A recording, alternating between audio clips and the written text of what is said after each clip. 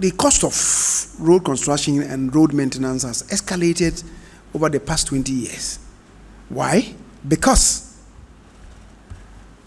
over the past 20 years, just 20 years, the road network of this country has doubled. When President Kufuor took over the administration of this country, the total road network in this country was 39,000 kilometers.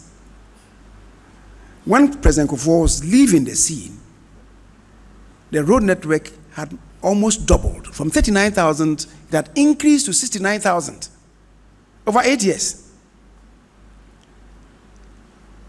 There were roads in the countryside that were not part of the national road network. Kufuor, it was who brought all of them into one basket. So feeder roads was enriched, and we had huge number of kilometerage added to our feeder roads.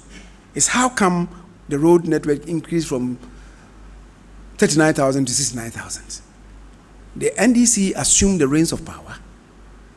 They added on to that. From 69,000, it went to 73,000, an increase of 4,000 additional kilometers. Akufo-Addo's first 4 years increased from 73,000 to 78,000 kilometers.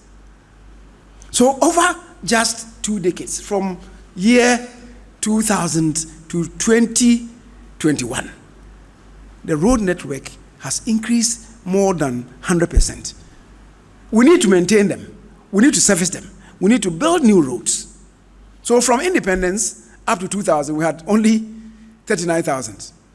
Just 20 years after, it's doubled, more than doubled, to, as we speak today, 79,000 kilometers. We need to maintain them. Where do you have the money to do the maintenance?